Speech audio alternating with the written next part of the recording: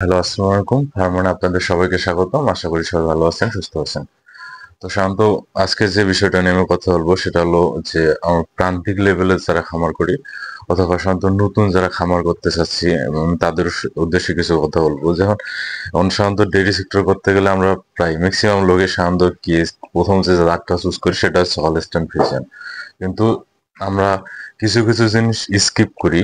এই কারণে সাধারণত দেখা যায় যে আমাদের একটা পর্যায়ে গিয়ে খামার থেকে লস হয়। এইটা হলো সাধারণত আমাদের যেটা আমরা শুরু করবো যে জাতটা এগুলো সাধারণত এই বিষয়ে সাধারণত আমাদের মানে পর্যাপ্ত পরিমাণ আর কি সাধারণত আহ আমরা জানি না ওই বিষয়গুলো সাধারণত। হলস্টাইন ফ্রিজিয়ান জাতটা সাধারণত আহ হচ্ছে সর্বপ্রথম হচ্ছে নেদারল্যান্ড ও জার্মানির সাধারণত সীমান্তবর্তী অঞ্চল থেকে সাধারণত এটার উৎপত্তি হয়। আর সাধারণত আমরা ম্যাক্সিমাম ক্ষেত্রে খামার করতে গিয়ে সব থেকে বেশি লস হওয়ার কারণ হচ্ছে যে আমাদের না বুঝে না শুনে সবচেয়ে আমরা ম্যাক্সিমাম ক্ষেত্রে হাই পার্সেন্টেজের গাভীগুলা পালন করে থাকি। এখন আসি যে সব থেকে কম পার্সেন্টেজ আর হাই পার্সেন্টেজের মধ্যে হচ্ছে পার্থক্য কি।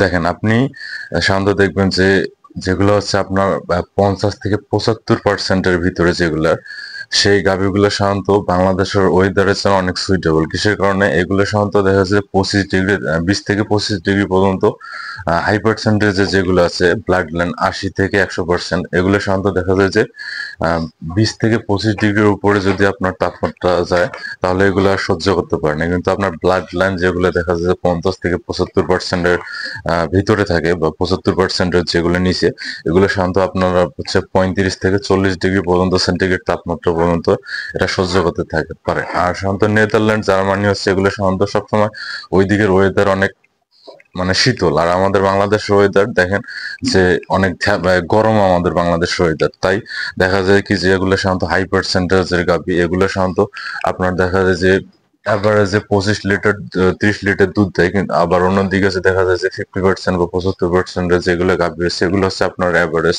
হচ্ছে আপনার 10 থেকে 15 লিটার এভাবে হচ্ছে দুধ দেয়।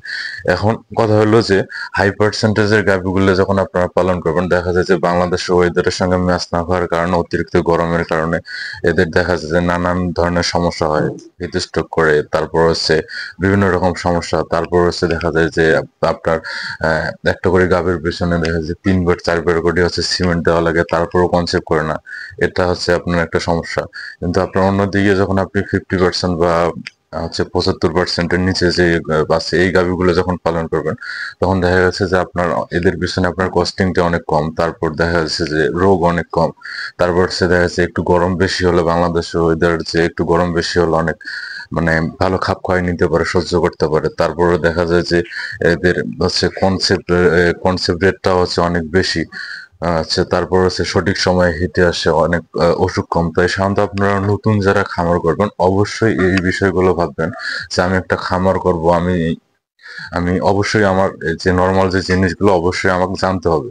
তাহলে আপনাদের কখনো আমি বলতে পারি যে আপনাদের কখনো লস হবে না। কারণ আপনি দেখেন যে আপনি যে জিনিসটা করতেছেন আপনার আসলে কি করা ঠিক হচ্ছে না না হচ্ছে। কারণ আমরা সাধারণত ম্যাক্সিমাম ক্ষেত্রে বাংলাদেশে ম্যাক্সিমাম ক্ষেত্রে সবাই ভাবে যে না হাই পার্সেন্টেজের গাভী পালন করতে হবে, হাই পার্সেন্টেজের গাভী পালন করতে হবে অনেক বড় ভাবে। আপনি এটা ভাববেন না যে হাই পার্সেন্টেজের গাভী আর হচ্ছে আপনার দেখা যায় যে কম পার্সেন্টেজের গাভী, এগুলো হচ্ছে তুলনামূলক দেখা যায় যে অনেক ডিফারেন্স। আর হচ্ছে অনেক সমস্যা হাই পার্সেন্টেজের গাভীগুলো। তাই আপনারা সাধারণত খামার করার আগে অবশ্যই এই বিষয়গুলো ভাববেন। সবাই ভালো থাকবেন, সুস্থ থাকবেন। দেখা হবে আগামী ভিডিওতে। সে পর্যন্ত আল্লাহ হাফেজ।